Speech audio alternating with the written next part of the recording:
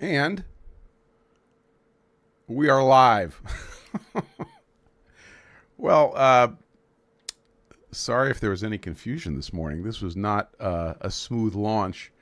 I had OBS crash on me, and OBS is back working. And Brian, you're the first one in with a weather report. Thank you very much. Talking about weather, Brian says it's 80 degrees and partly cloudy in northeast Ohio.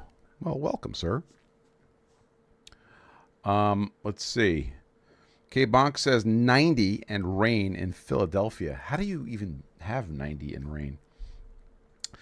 Daniel, welcome aboard, sir. 77 floor watch. Tornado warning has passed. Rainy nonetheless. Rockland County, New York.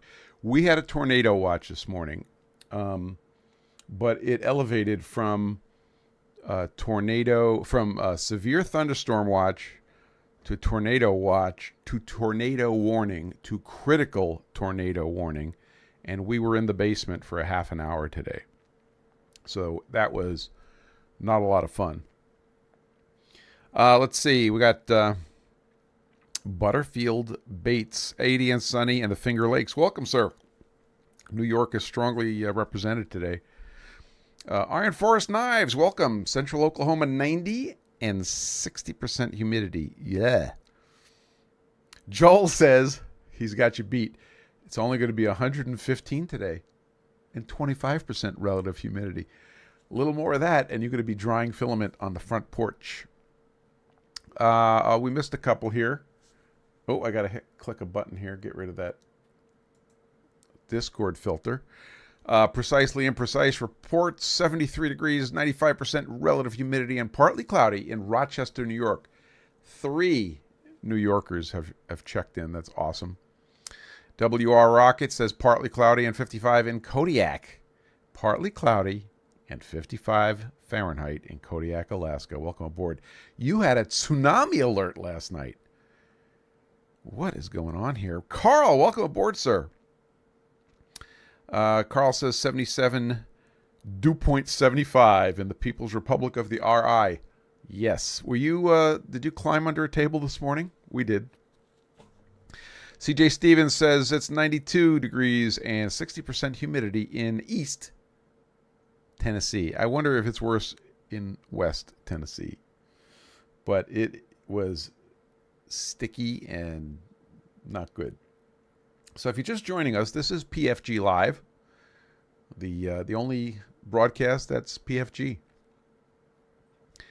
My hometown of Brooklyn, New York, reports a flood watch via Unix Carbide. Welcome, sir. Get your filament off the floor. Oh, man, what a crazy morning. So, yeah, we literally ended up in the basement this morning. I got a warning alert on the phone, which I'd never gotten before, which was a critical tornado alert. Turns out my old town, which is 7 miles away, they thought they had a tornado touchdown. We're waiting to hear if there was any actual damage, but it was the real thing. Oscar, welcome aboard. 23 centigrade or Celsius, depending on your side of the hill, in southern Finland. Welcome, sir.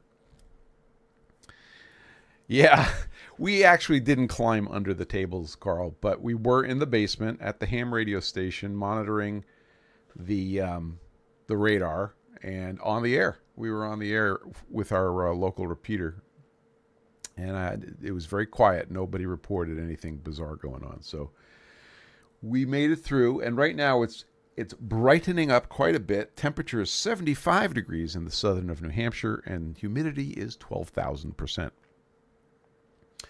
So, I'm not talking to you. For some reason, SIRI has been responding a lot lately. So we have an interesting program on deck today.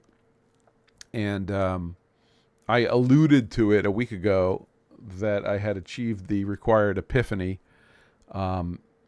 specifically in the area of product design for the balancing stand, and I'm very excited about it.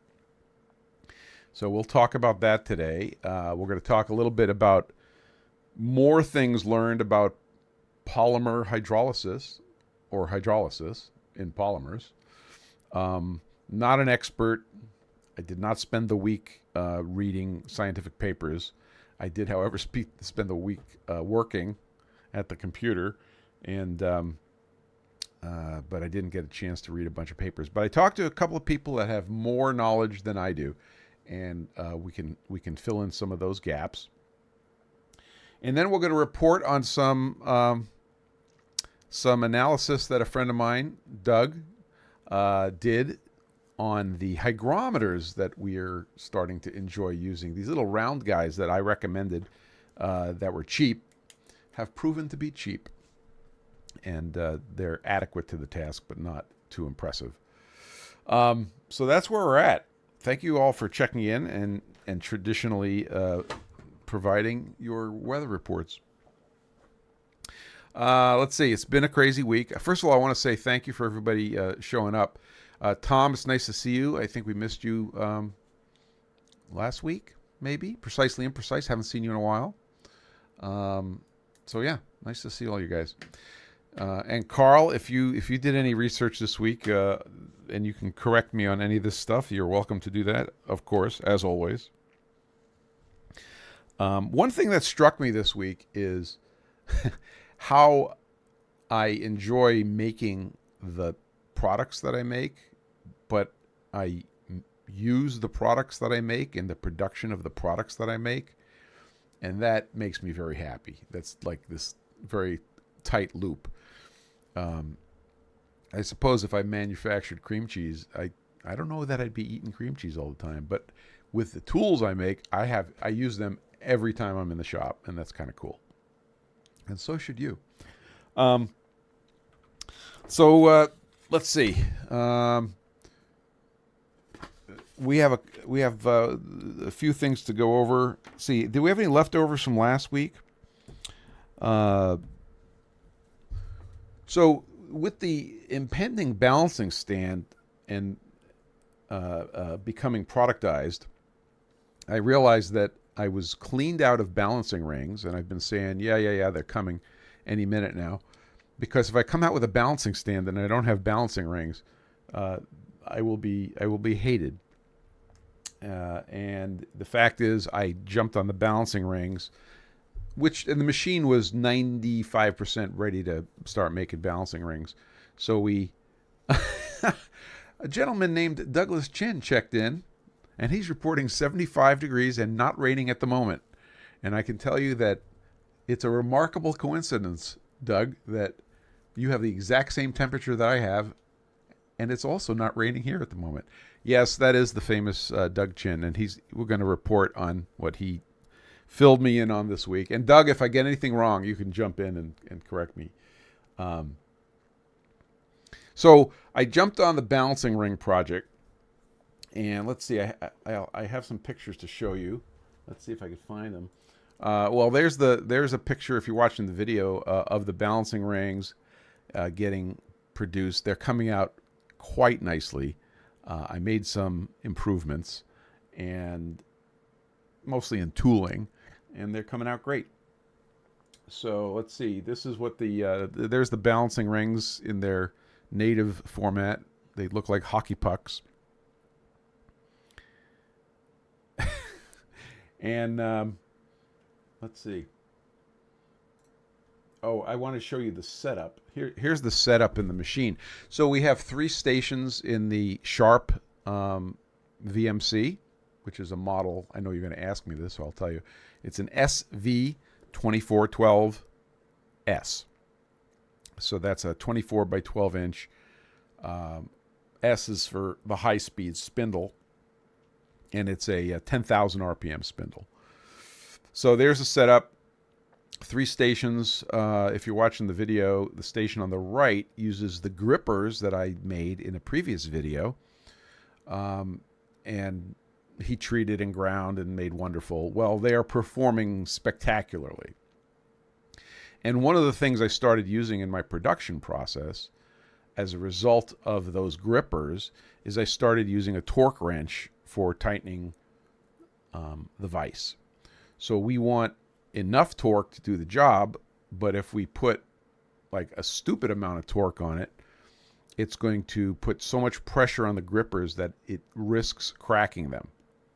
So I came up with a number, and I think I raised that number. I think we're at 90 inch-pounds. I think in the video that we had, I was talking about using, I think 70 inch-pounds, but we're at 90 inch-pounds, and it's working out just fantastically well.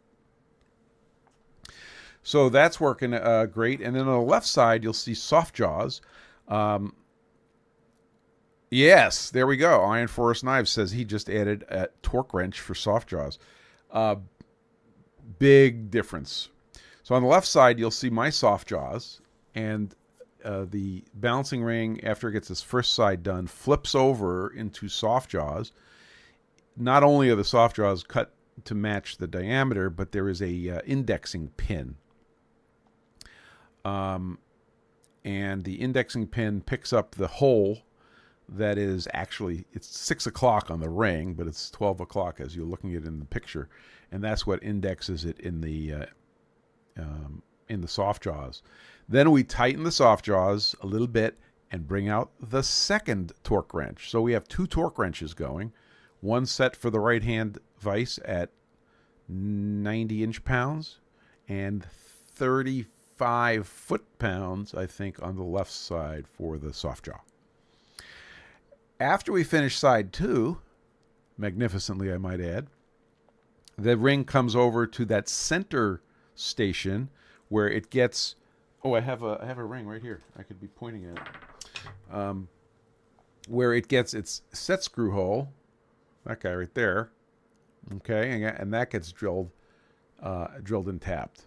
This, by the way, is the last generation. They look identical, but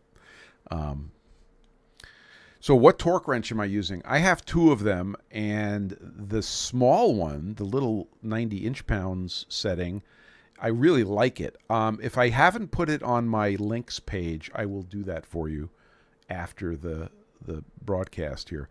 So if you go to pfg.gg/links, it probably is there, and if it's not there, within a few hours it'll be there. Practical Renaissance. Heavy rains all lunch hour in the Kansas City. Yes, we're all getting drenched. Hey, Shaden HKW, how you doing, buddy? 5C pot college. Yes, of course. You use what you got, buddy. That's all I'm going to say. You use what you got. The little expanding collet that I use to grab the ring for the set screw hole, okay, is a product of Mighty Bite. And Mighty Bite is a New Hampshire corporation, of course.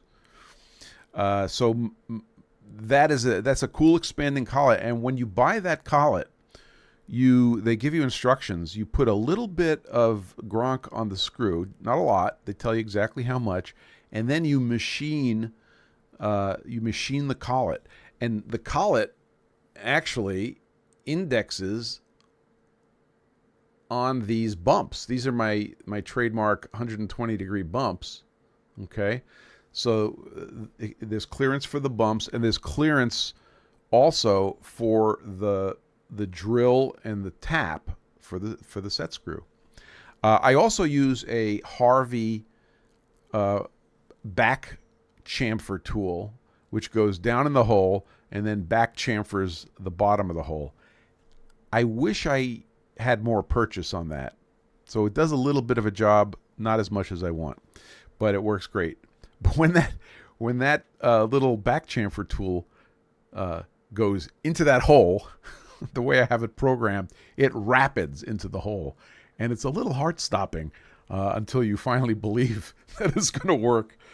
But there you go. That's the picture of the setup. And we are now admitting that we have stock. This is an early photo of production, but I put 25 pieces in stock, and we're going for 100 pieces in stock. In the next couple of weeks, we'll finish it up. So I said all that to say that the balancing rings are now in stock. I have some packaging to do, and that'll happen during the week.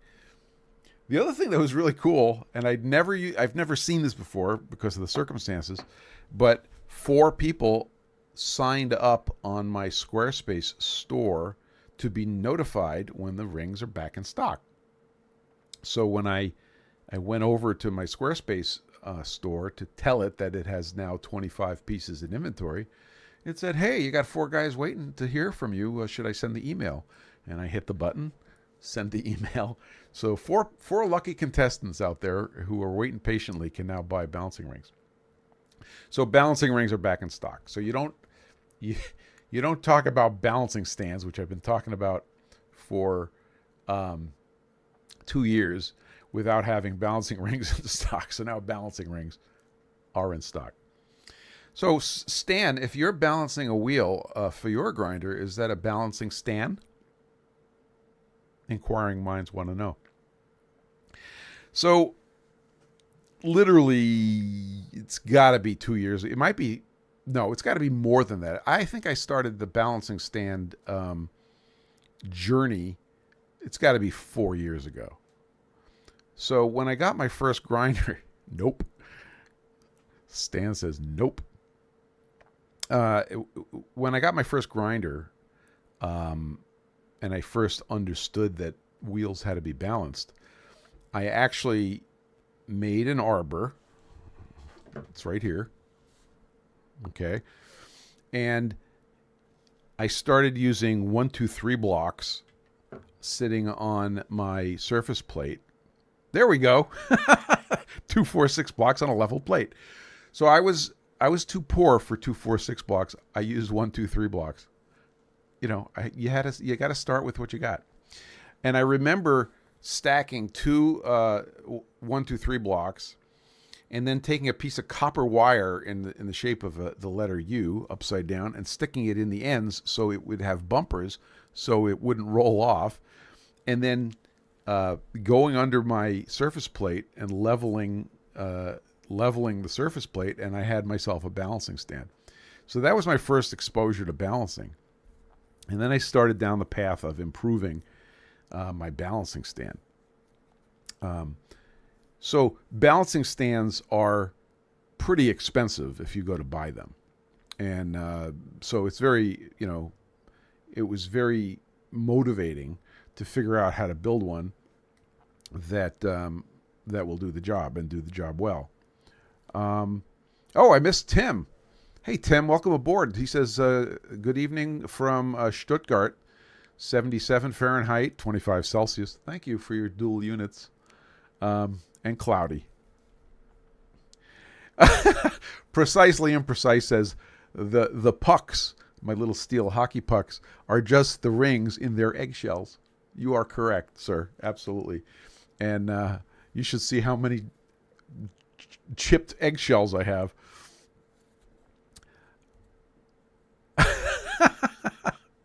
WR Rocket says, our expectations on the greatness of the balancing stand has increased each year you have worked on it. Thank you, sir. I hope you will get something out of my creation. So after the 1, 2, 3 blocks for balancing, I started making a balancing stand. So here it is. I'm going to do some show and tell here. And if you're only on the audio podcast, I will do my very best to describe it. But this, and we just knocked something over. So this is the balancing stand, and it's made out of slabs of aluminum, okay? And when I started, you'll see some holes on the side. I started with bearings. So the object was to get some bearings to hold the, to support the arbor.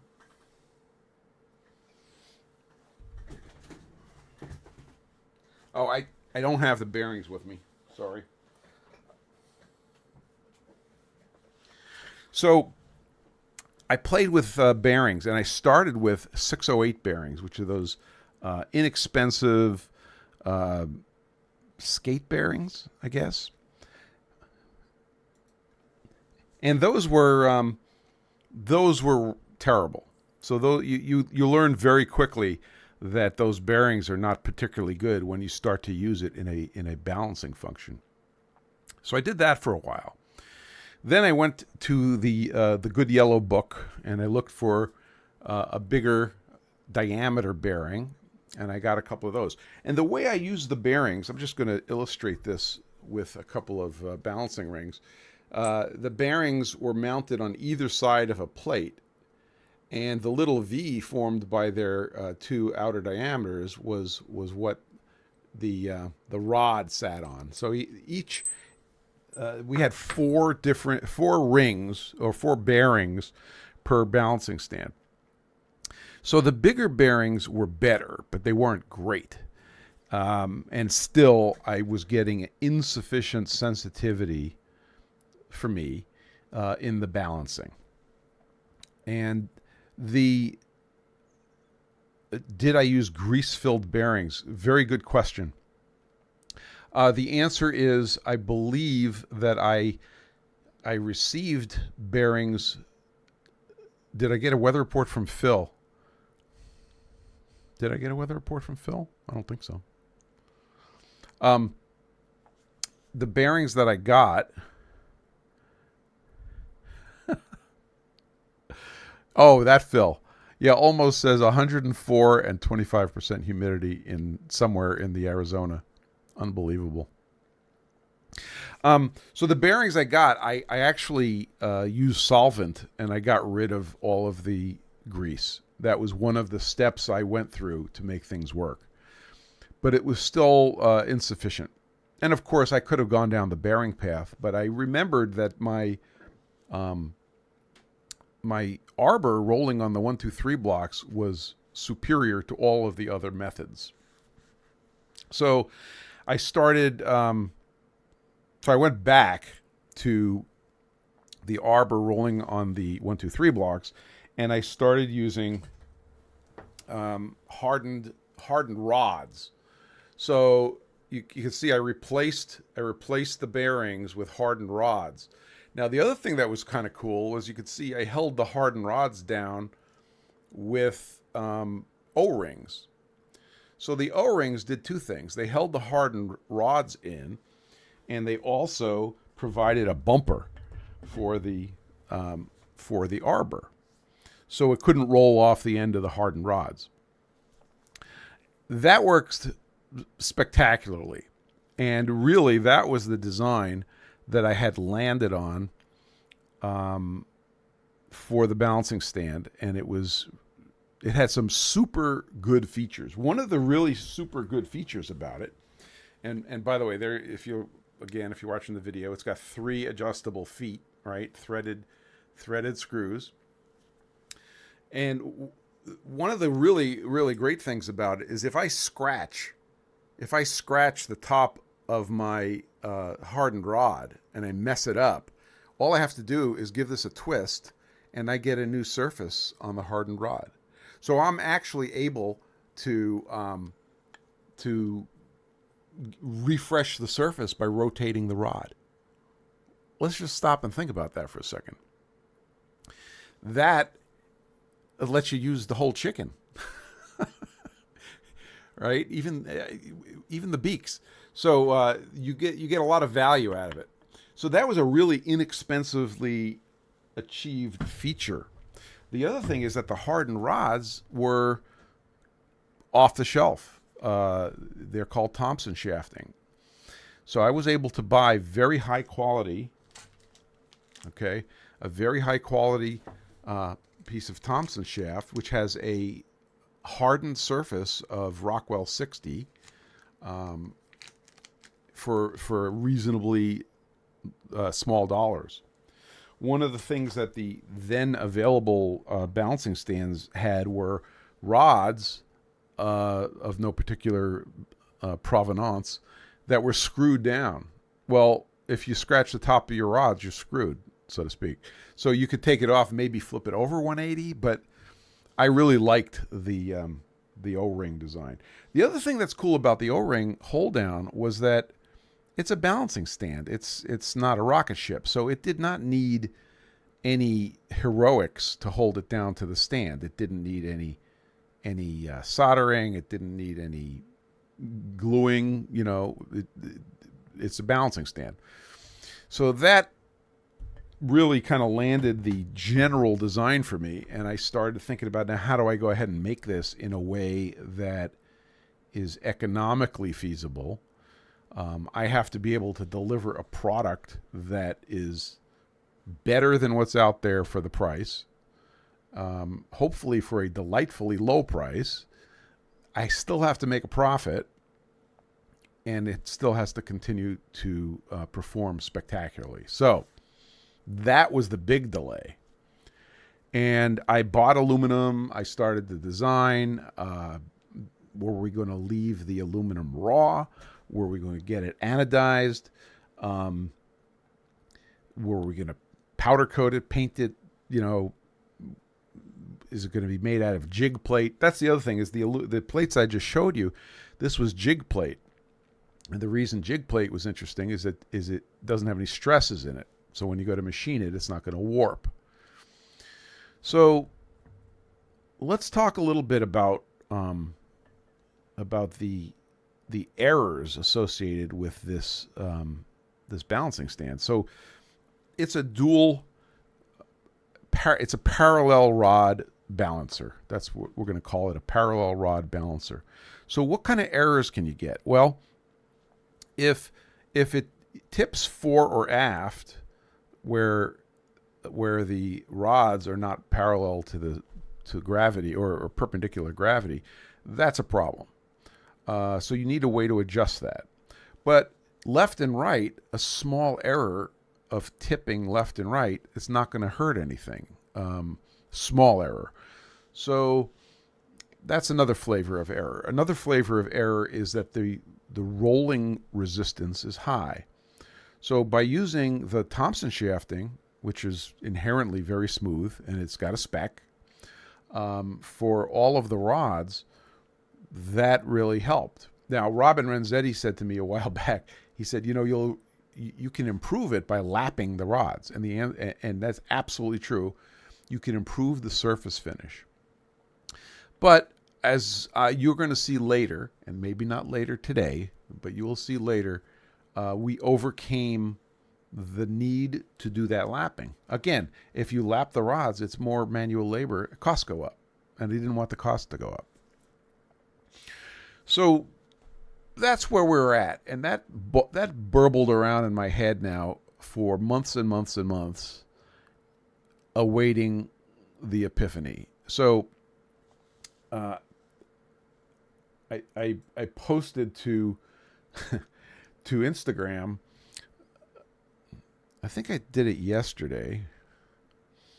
The Webb's law of project complexity. So Webb's law of project complexity states that all good projects go from simple to insanely complex, and then back to simple after a required epiphany.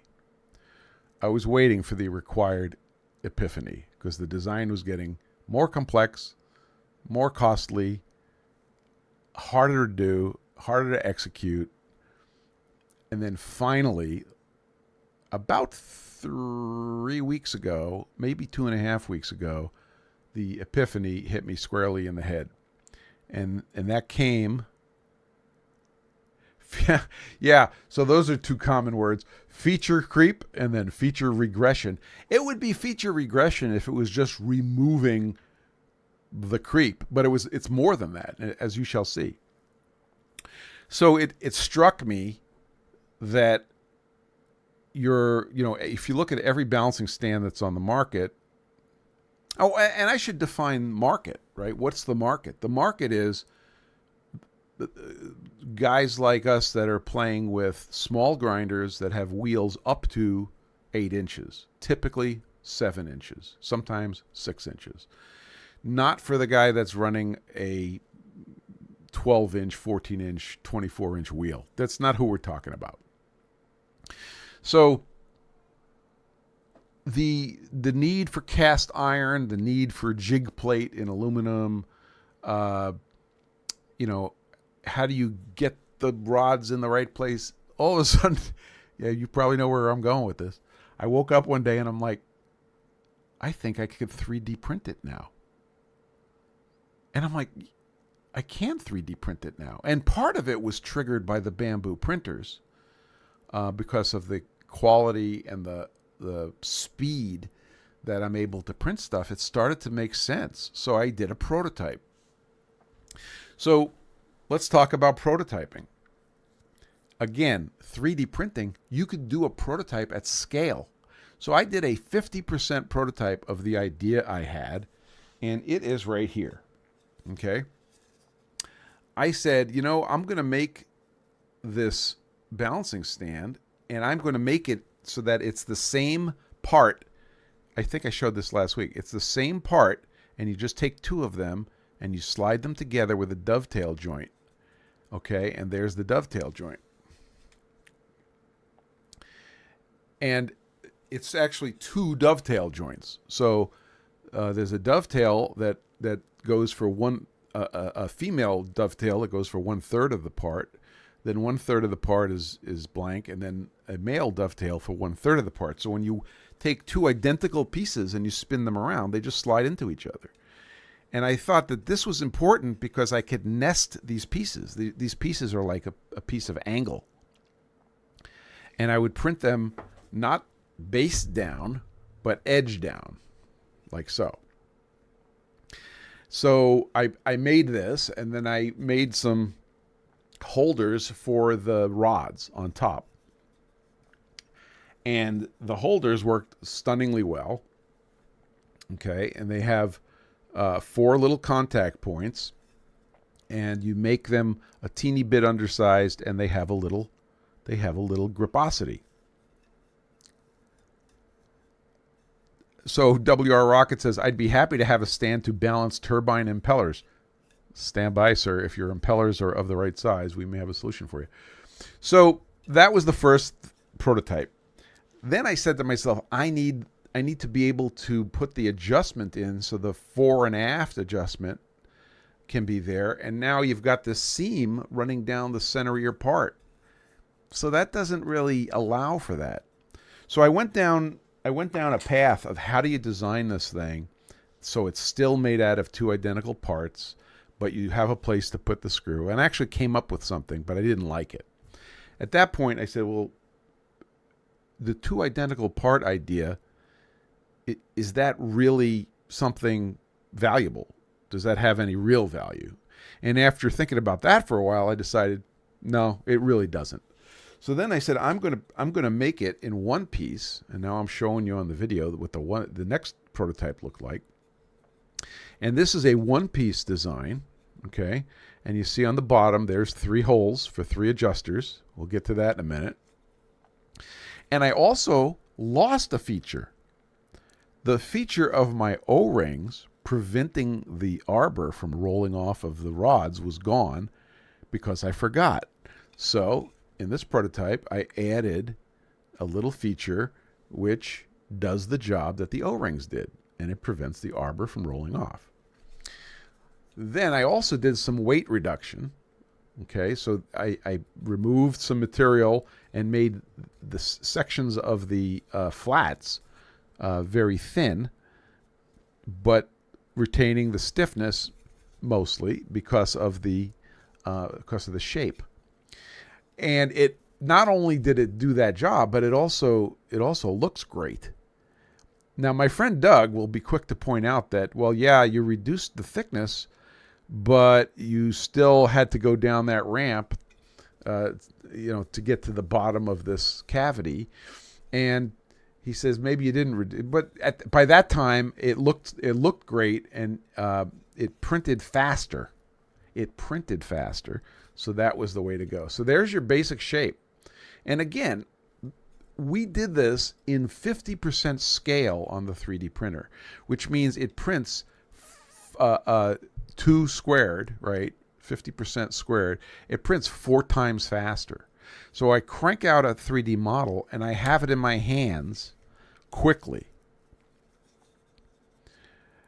Daniel says brass inserts for the balancing feet. make it so that folks can insert on their own if you want to skip the step. So, yes, there is a brass insert, and I'll show that very soon. K-Bonk says packaging is also a big parameter for my things. Shipping gets crazy. Yes, we'll get to that's not 100% solved yet, but I think sufficiently solved. So after I made the 50% solution, and I liked the way it was going, I went ahead and I made the first full size unit. Okay, so this takes 5 hours to print. This is not quick, but overnight we could make one. Now, because of the shape, this is super cool. Because of the shape, right? It's a U-shaped structure. If you print it off the face, you could print 2 of them nested. Well, printing two nested uses the bed so efficiently that the idea that I had before about making, the 2 parts that slide together to get more density was totally unnecessary.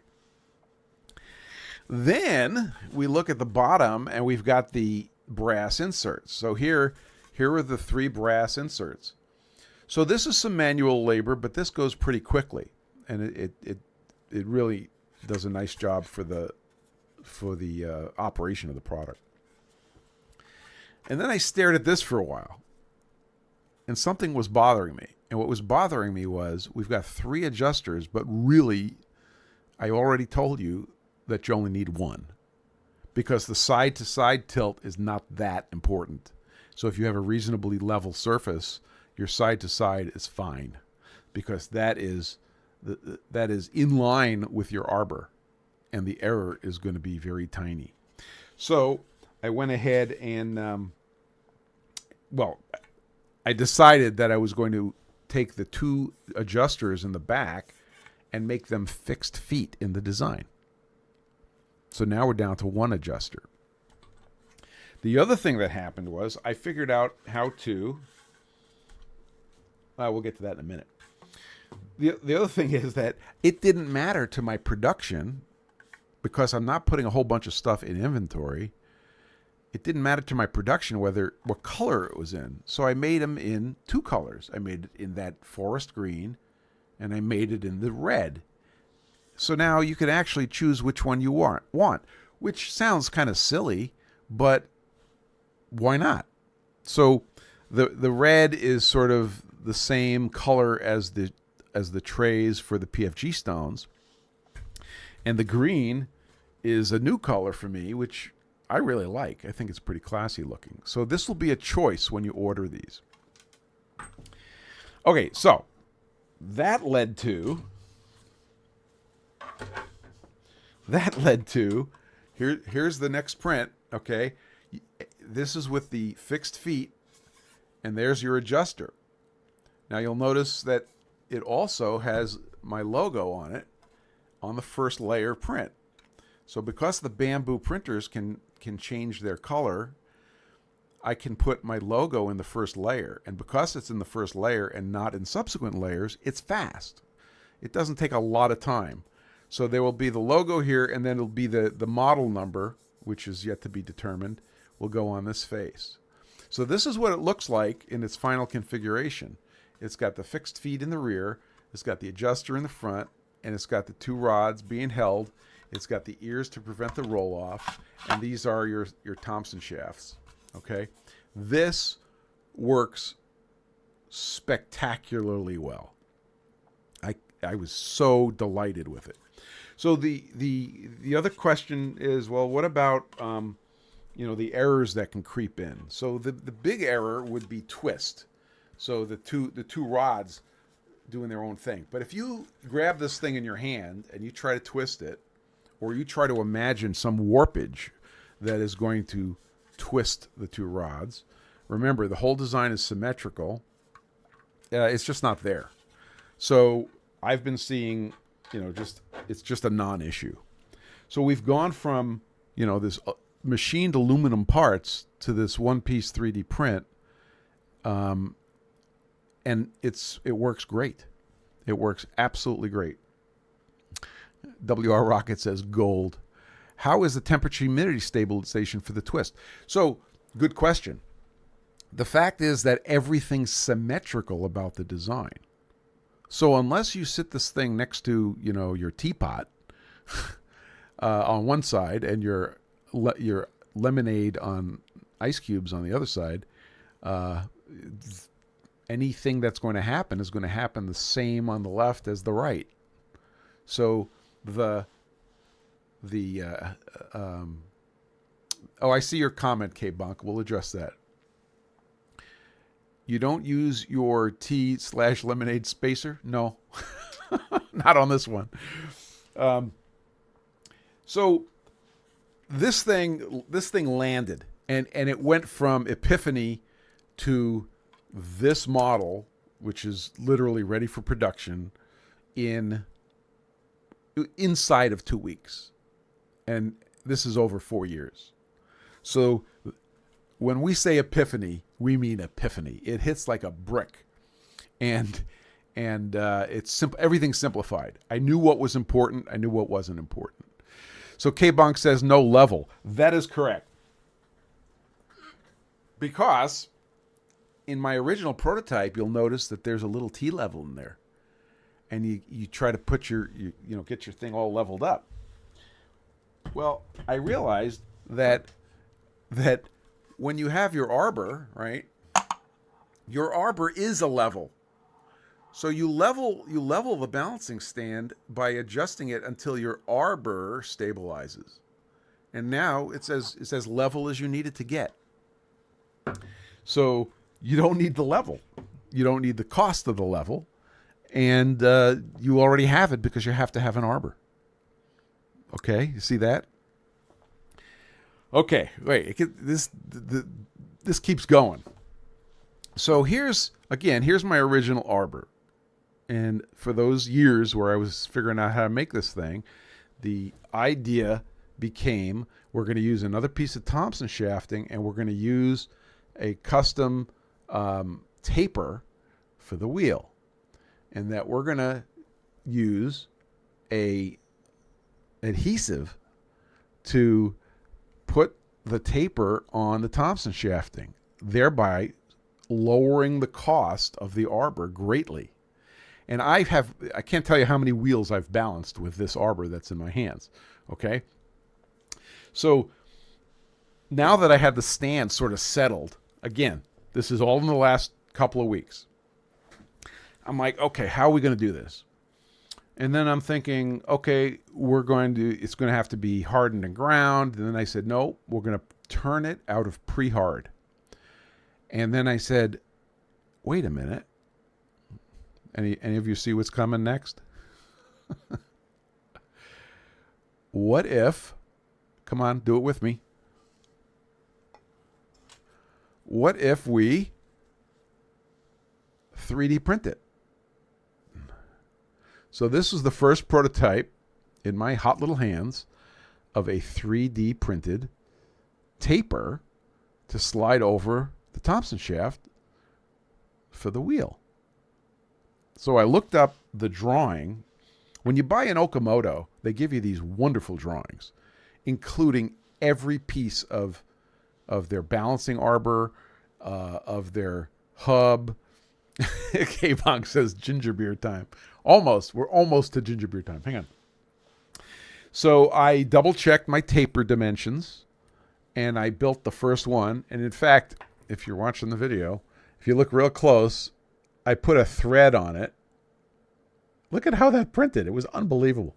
But it turned out that there was a little interference. I didn't quite get it right. So what did I do? I put that one down, and I picked up another... I revised my model. This one's in red. And I tested two different materials. This is PLA+. Oh, I neglected to say that all of the prints you saw here of the stand is PLA+, or in bamboo terms, PLA Tough. What a wonderful filament. I could talk about that for a half an hour. I'm not going to. You're welcome. So I printed these, and then I picked up my Thompson shafting, and I started trying to put it on the shaft, and it wouldn't go on. So I said, oh, I know what I'll do. I'll start tweaking my dimensions until I just get that nice hand press fit, and it'll be great. But until then, I took my my plastic printed part, and I took a 1/2-inch reamer in the other hand, and I reamed the hole by hand. And that worked great. And then I said to myself, congratulations, you just added this manual operation. Can we get rid of this manual operation? So I thought, well, I can tweak that number until I get what I want, and then hopefully the bamboo and the filament and everything will hold it. But then I thought and said, well, it's not going to take too many thousandths of an inch before that becomes an impossibility or becomes too loose.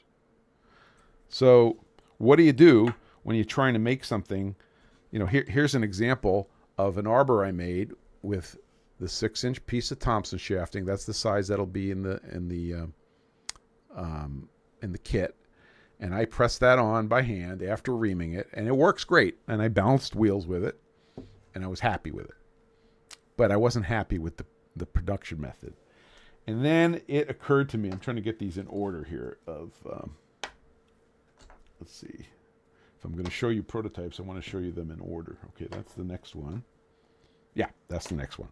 So then I said, why don't we make it? This was a cool idea. Why don't we make it like a collet? So if it's a collet, it can accommodate, and here it is. There's the first prototype collet. All right.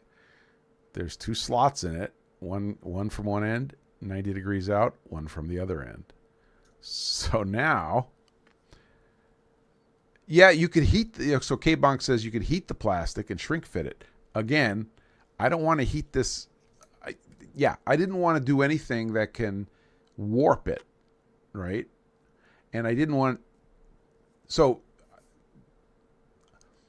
now we made a collet. Now look at this. This fits on, and if it's a little big or a little small, it will expand or contract.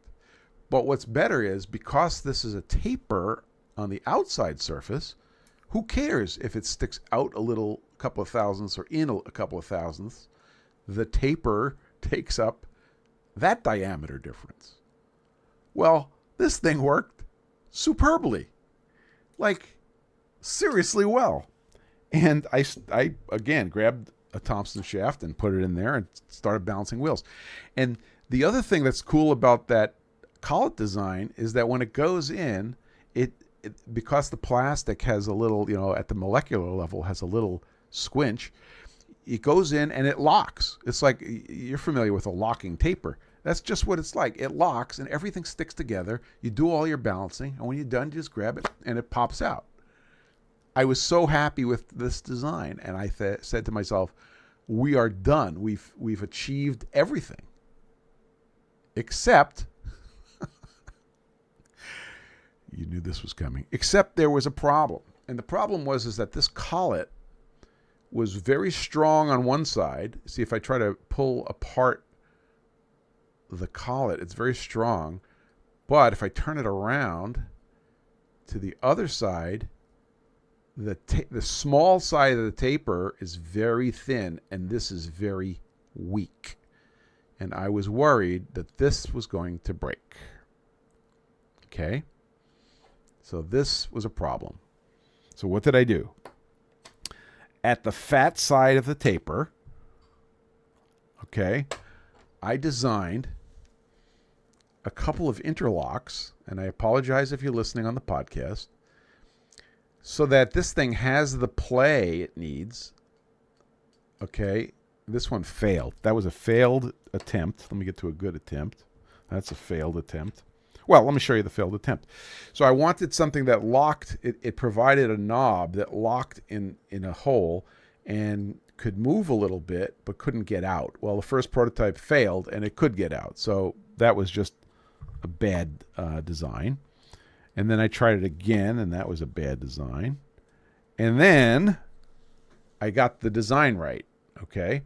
So now, if you grab the fat side and you try to peel it apart, you can't. It has a lock. It can move, but it has a limit. And there's the design. I think I showed this in the slide in the thumbnail. Look at that. And that was another design feature that saved us. So now this thing is pretty rugged, right? You're not gonna break it from the top. It's good. It's nice and strong down here. It's not crazy strong, but it's strong. And then if you try to get it from the side, which would otherwise be delicate, you can't break it. And there it is. And there's the collet. And then the last thing I did was I figured out the same thing. I could put my logo on that side. Now you'll notice that everything is symmetrical. So I also changed the shape on these locks a little bit. Okay. Look at that. So it's completely symmetrical, which means any errors are going to be symmetrical. The print comes out great. There's only one thing that I need to work on the print, and it will be ready for production. So this has a teeny bit of work left, but not bad. And it works. It works fantastically well. Thank you very much, Unix Carbide. I appreciate it. So one thing I want to point out, in this whole design process is, you have to, all of engineering is managing errors. So if you're going to make something that's very precise, what you're really saying is you're going to manage all the errors. So in this design, in the frame design, okay, it was all about managing errors. It's like, okay, I could put molded in feet here because I do not have to worry about, super accurate leveling in roll. I have to worry about it in pitch. So we put in the leveling foot in pitch. I don't need, I don't need a level. I have an arbor. I don't have twist problems because everything is symmetrical. There's no place for twist to creep in. And there's some other things about the balancing technique, which we're running out of time. By the way, that was a setup. I'm going to be doing a whole video on the technique of doing the balancing, in which I invented some new approaches to doing it that are fast and accurate. We'll get to that later.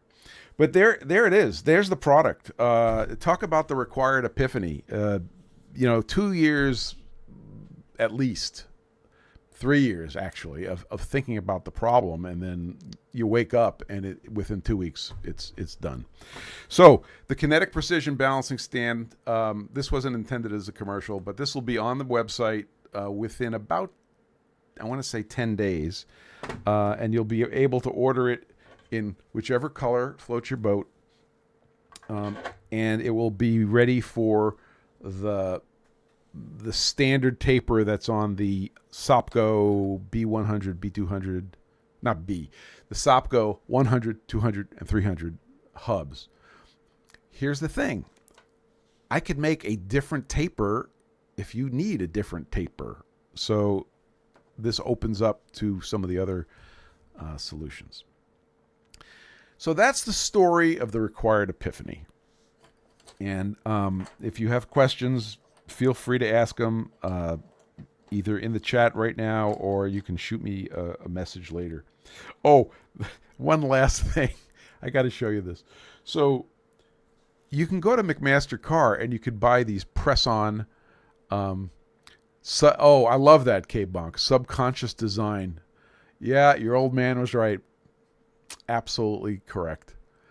Have you considered a smaller taper and rod for other balancing applications? I think we answered that one.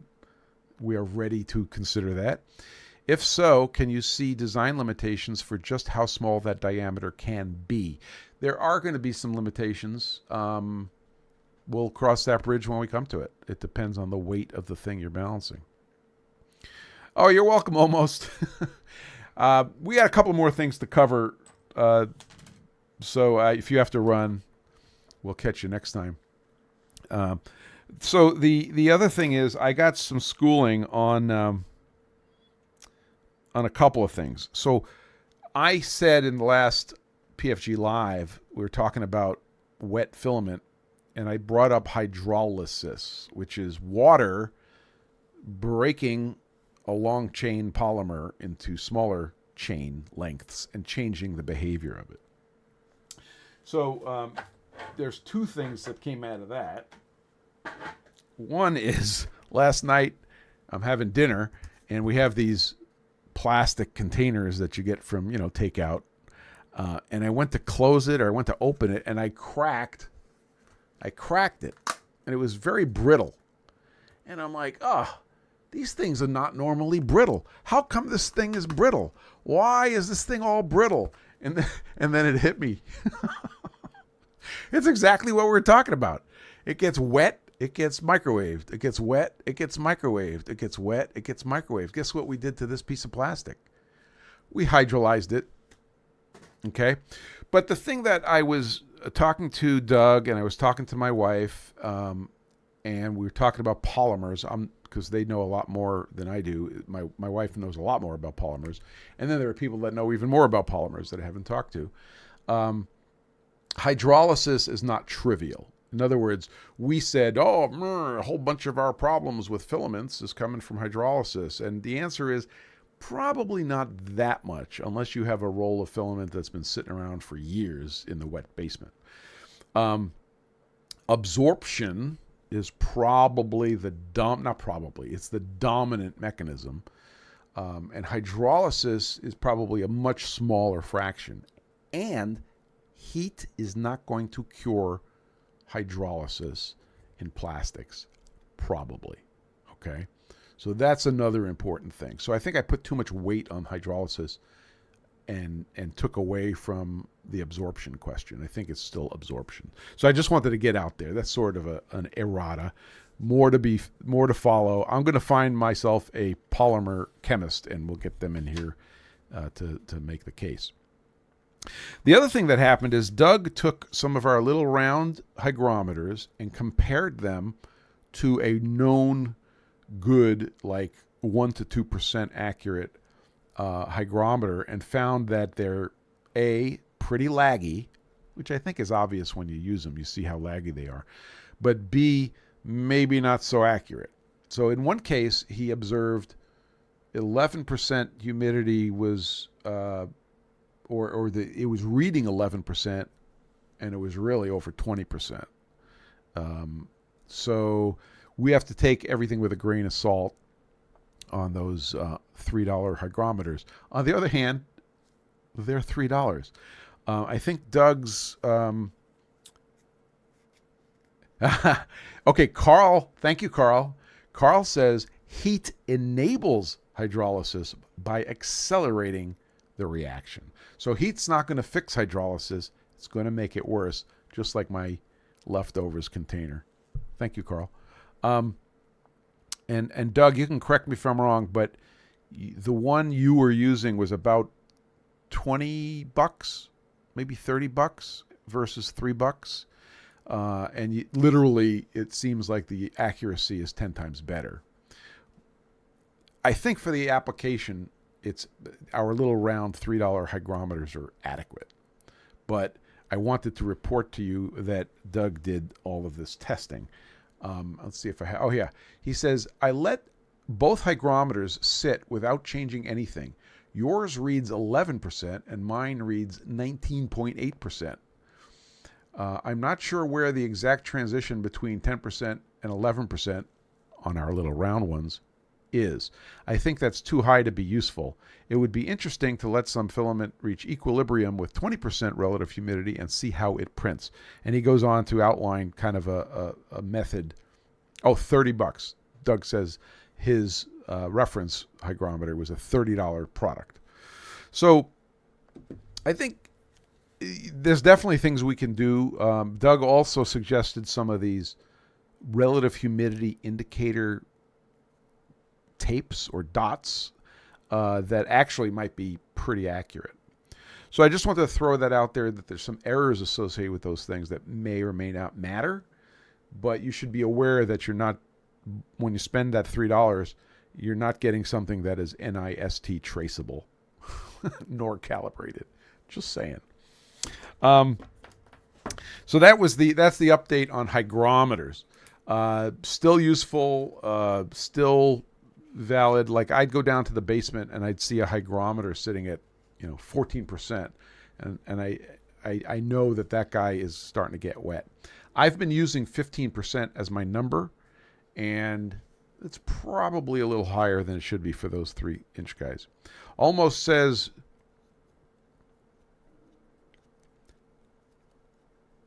yeah, so we're putting them in the box to check the percentage humidity. I also have one sitting out on a little stand that you can print for the room humidity. And I can tell, because I have another instrument measuring room humidity, that there's always a discrepancy. So you got to take it with a grain of salt, or a grain of silica gel, as it were. I think that's what we got today. You guys are awesome. Thanks for being here. Unix is typing. Let's see if he has a question. Very happy to tell you the story of the balancing stand and the Required Epiphany. And stay tuned for when they hit the website. I'll post something to Instagram. So do they track the humidity the same as the expensive one? Yeah, I hear what you're saying. That's not clear. Insufficient data, Unix Carbide. I mean, the trends are the same, for sure. Here's my point on those $3 hygrometers. If people used those $3 hygrometers, I would say you have an 80% solution. I think 80% of the, oh my God, I have wet filament problem would go away. You have little manual guys. Yeah, I saw your things, that they have a screwdriver adjuster on the back, which you've never used. Right. So you could buy a $30 hygrometer, like Doug did, put it in a box with cheap ones, and calibrate them. And if some of them are acting totally stupid, you can throw them away. That might not be such a bad idea. They're all singing off tune together like a choir of kindergartners. That's how I like it. Because you could always put, it's like the old joke, a man with 2 watches never knows the correct time. Best just to change your desiccant when the sucker hits a number that you like. I've been using 15%. My printing has been fine. Well, everybody, thanks for being here. Appreciate it. Thanks for hanging through the technical difficulties at the startup. That was a little weird, but it's always interesting, that's for sure. We should be around next week, and we'll take any topics of interest that you guys want to talk about. I will report back on getting the balancing stand finally into production. Just between you, me, and the lamppost, the initial offering will be the balancing stand with the arbor and a balancing ring, all in one package, and we're going to have that out at right now it's looking like $249 for that whole package, and the balancing rings are currently $57. I think they're going to be going up a little bit. I think to $62. That's just the way prices of everything are going. But the balancing stand is going to be a nice package. I think I've gotten all your questions. Have an awesome week. Keep things PFG, and we will see you next Sunday. And Tim says, smash that like button. Thank you, Tim. We'll see you guys next week. Almost, thanks for being here. Hey, Doug, thanks for surprising me and being here. Carl, nice seeing you. K-Bonk, Daniel, Joel, and Stan, thanks for checking in. Practical Renaissance, welcome aboard, and see you next week. Unix Carbide, thanks for being here. And who else do we have? We had Tom Zolickman, welcome. Thank you for being here. WR Rocket. and Precisely Imprecise. I might have gotten almost everybody. We'll see you guys next week for another PFG Live. Take care. Thanks, WidgetWorks. Stay flat, Unix Carbide.